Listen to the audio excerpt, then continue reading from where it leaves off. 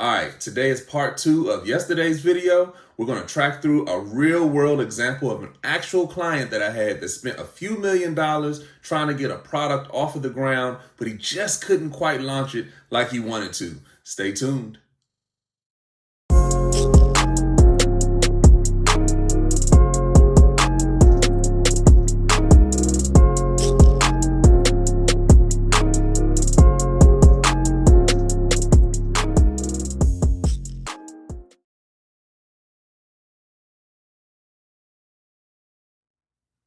Welcome to the Tremain Show. I'm Tremain Davis, and today I'm going to give you part 2 of yesterday's video talking about that client that I had that spent those few $1,000,000 trying to get that product off the ground.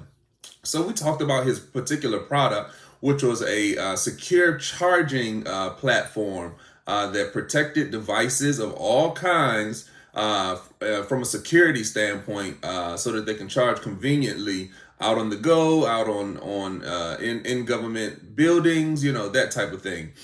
So I was giving you the examples of his company because I wanted you to understand the importance of value proposition. I wanted you to understand the importance of having an idea, but turning that idea into an actual business and seeing how different those things are. It's great to have ideas, but I got to be honest with you. Over my 20 years of doing entrepreneurship, I can honestly say that ideas are literally a dime a dozen.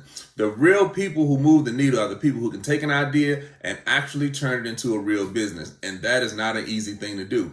All right, so my client, like I said, he had a charging platform that securely charged devices like mobile phones, tablets, laptops, anything like that. So nobody could hack into a device as it was being charged. So, of course, like I said, he had a lot of government clients because they're very concerned about security. So we talked about the value proposition yesterday. We talked about how you have to have a specific client. You got to know who they are. You got to know what problem you're solving for the client. And you got to know where you're going to fit on the pricing spectrum, whether you're going to be a luxury, high-end, differentiated, unique product that you can charge a lot of money for, or whether you're going to be low cost, a product that everybody can sort of afford. So this client, just kind of give you an overview from yesterday, he did well in the government space. He had his value proposition dialed in from the government space, seeing that the government, he knew who his client was, which was the government. And then the problem that he was solving, they needed a platform, or they needed technology where they could securely charge mobile devices while they were on the go. And so he had a great technology. He had a great value proposition for the government. They paid goo gobs of money for this technology because they really needed to be able to securely charge their devices. So great business. Once he decided that he had the idea to take what he was doing over here and move it into the private sector where he wanted to now initiate bars and restaurants and clubs, nightclubs, and other places where there were just mounds and mounds of people who needed to charge devices. This is where his problem sort of came in. He spent a lot of money trying to take something that was working in the government space and put it into the private space. And so that's when I came onto the scene to really try to help his company through that transition and put a strategy together that will put him on the right path. So when I got to the company, the first thing that I asked is, hey guys, we got to really talk about the value proposition here. I understand that you've had some success in the government space, but we have to work through the value proposition that you're going to be using in the private space. Remember what I said, and I don't think I said this on the last video, so I'm gonna throw it in right here. Every product or every service that you have has to have its own value proposition. So every time you get a new idea, even if it's with the same business, you have to go through the process of putting together your value proposition first, just so you can get an understanding of whether this is a good business idea that you need to pursue or not pursue. Now, I'm sure if he would have done this, groundwork, putting his strategy together before he spent all of that money, he probably would have revamped or decided to go with another approach to taking his product into the private space. It was nothing wrong with the idea. I guess he figured, hey, I'm making money with this product in the government space. There are a lot of people who need secure charging on the outside, so let me see if I can go to bars and restaurants and nightclubs and malls, shopping malls, all these different places where there are tons and tons and tons of people who have phones, who have tablets, who have laptops, Starbucks and all these different places. These were the customers that he wanted to target, so that he can use his secure charging technology in those spaces. And so, that value proposition worked for the government. But as he realized going into the private space, and this was some of the first work that I did with him, I said, hey, we have to talk to some customers, and he didn't even really have any customers at this point. So I said, we need to just, pick a bar, pick somebody that, you would like to target as a customer, your specific target group, and let's go have some conversation with them so that we can understand whether the value proposition that you had in the government will work in this space. And lo and behold, we went and we actually sold some, we gained some clients and everything. I helped him through developing his sales process, and we trained the sales staff, all of that good stuff, because those are things that he really wanted to do. So we were able to do that. So as they sold a little bit of product, I said, hey, we got to get some customer feedback. Remember, customer development. And as we were talking to our clients, the very first thing they said is that, you're kind of charging us a premium. He was a premium product for the government. Remember, you're charging us a premium for data security. And all of the owners of the nightclubs, the bars, the restaurants who we talked to, they said, we're not that concerned with security. We're actually more concerned with the convenience factor of your product, meaning that somebody can actually charge on the go. So if somebody is at their nightclub at 2 a.m. and they need to charge their phone so they can call an Uber, that's the value proposition for a nightclub owner or bar owner or somebody like that. It's more about convenience rather than it is about security.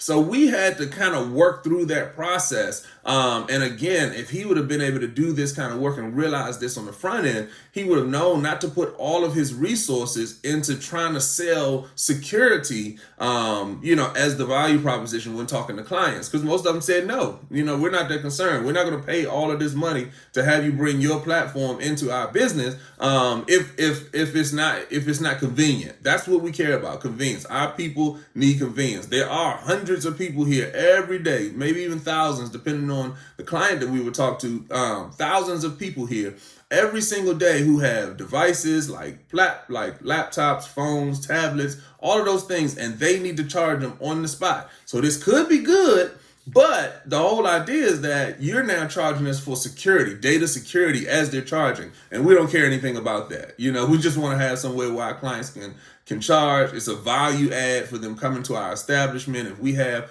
availability for them to charge on the go, conveniently while they're doing whatever it is that they're doing, and not having to, sit next to a plug. Everybody's been there where you go to a device. You go to a public place and your phone is on 3%, and you got to find somewhere to charge, and you got to find an outlet, and you sit next to it with your phone right there, trying to see if you can get 10% or 15% juice. Hopefully, last you the rest of the night.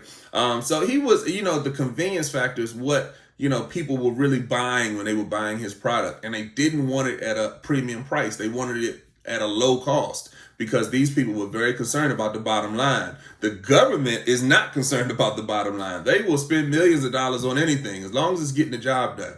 So those were the differences in the spaces that he wanted to go into. And that's why he spent so much money trying to get this product up and running without having a viable value proposition. And if he would have, like I said, he would have saved a lot of money. So you as an entrepreneur, this is something I really want to talk to you and tell you about. Like I said, giving you a real world example of an actual client that I had, so that you can understand the importance of having your value proposition dialed in for every product and every service that you have for your business. So if you have one product and one service that's working, people are buying it, people are excited about it, and you say, hey, let's also add in this. There has to be a reason why. You have to be able to clearly articulate why people would want to buy your next product. And I get it. Sometimes there's an upgrade there. So you buy the car wash for a couple extra bucks, you can get the air freshener, the wax, and the tire shine.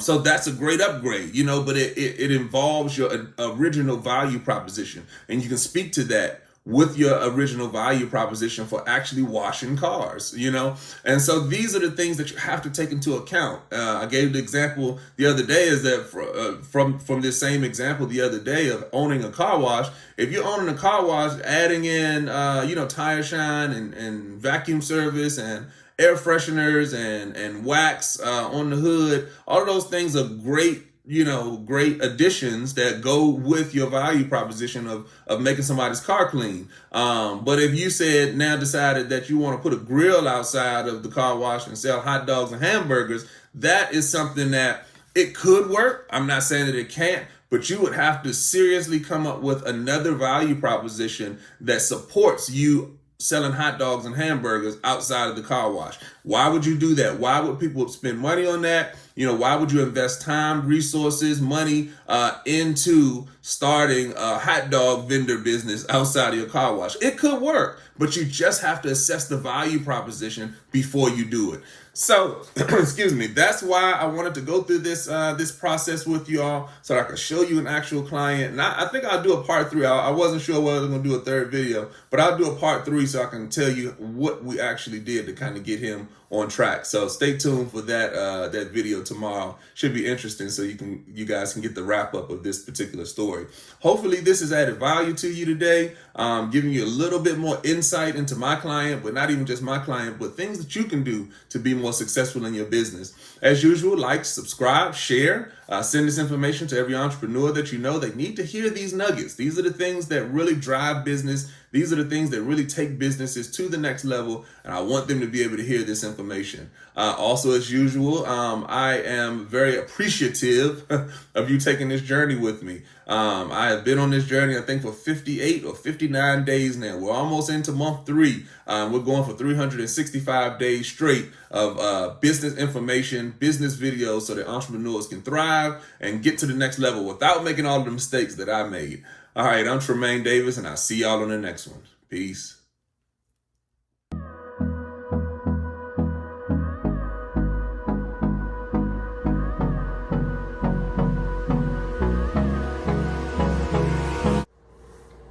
This video is brought to you by Davis & Davis Investments and Management, a full-service business solutions firm.